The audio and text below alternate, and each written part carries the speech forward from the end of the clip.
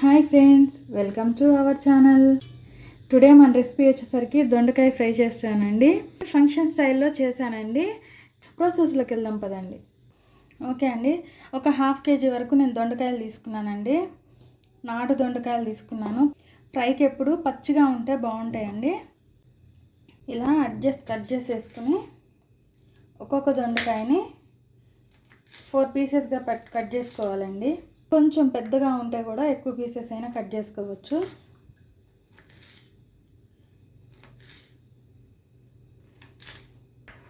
ఈ విధంగా అన్నీ కట్ చేసేసుకోవాలి.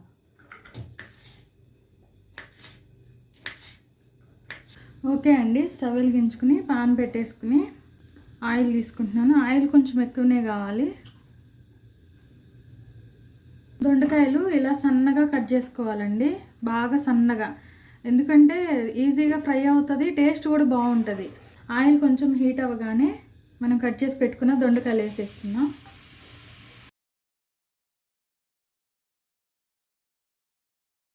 హై టు మీడియం ఫ్లేమ్లో పెట్టి ఫ్రై చేసుకోవాలండి. ఈ విధంగా బాగా ఫ్రై చేసుకోవాలండి. ఆల్మోస్ట్ ఇలా ఫ్రై చేసుకుంటే సరిపోతుంది. మరీ ఎర్రగా ఫ్రై చేసుకోవద్దు, మళ్ళీ తినేటప్పుడు ఇంకా ఆరిపోయి అంటే హెవీగా ఫ్రై అయిపోయినట్టు ఉంటుంది. ఇలా ఫ్రై చేస్తేనే తినేటప్పటికి కొంచెం సాఫ్ట్గా కొంచెం క్రంచీగా బాగుంటుంది. ఇలా ఫ్రై అయిన దొండకాయల్ని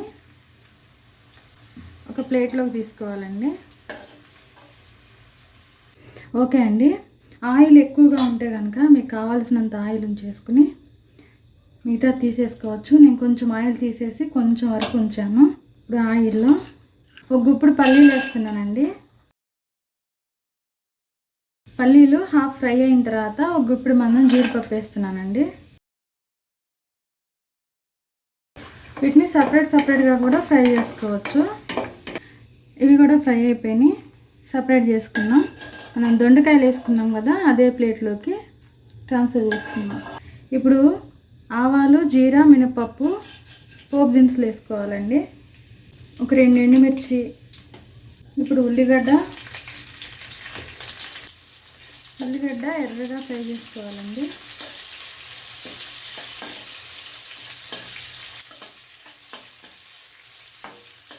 ఆనియన్స్ ఏమాత్రం ఫ్రై అయిన తర్వాత ఒక 10 వెల్లిపాయలండి, జస్ట్ క్రష్ చేశాను.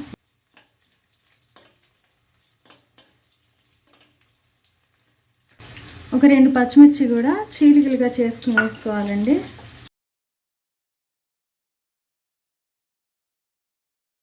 ఒక 2 రెమ్మలు కరివేపాకు వేసుకోవాలండి. పోపు ఈ విధంగా బాగా ఫ్రై చేసుకోవాలండి.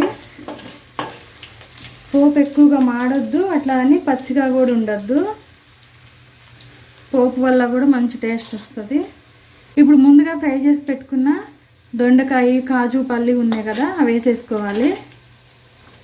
ఇప్పుడు టేస్ట్ సరిపడా ఒక స్పూన్ సాల్ట్ వేస్తున్నానండి. ఒక స్పూన్ వచ్చేసరికి కారం వేస్తున్నాను. ఒక హాఫ్ స్పూన్ పసుపు, ఒక 1 స్పూన్ ధనియా పౌడర్,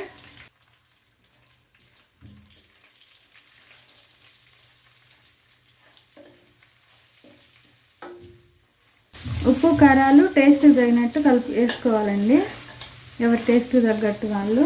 ఉప్పు, కారాలు వేసుకున్నాక ఎక్కువసేపు ఫ్రై చేయాల్సిన అవసరం ఉండదండి. కొంచెం అంతా ఎండు కొబ్బరి వేస్తున్నాను. ఎండు కొబ్బరి లాస్ట్లో వేసుకుని స్టవ్ ఆఫ్ చేసుకుంటే సరిపోతుందండి.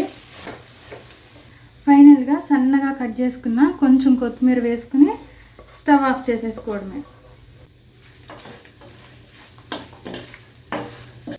ఒక 5 మినిట్స్ ఆగి సర్వ్ చేసేసుకుందాం. ఓకే అండి, మన దొండకాయ ఫ్రై రెడీ అయిపోయింది. చాలా అంటే చాలా మంచిగా ఫ్రై అయింది చూడండి. ఇది టమాటో పప్పు, సాంబారు, రైస్లో కూడా ఇలా డైరెక్ట్గా కలుపుకుని తిన్నా కూడా చాలా బాగుంటుందండి.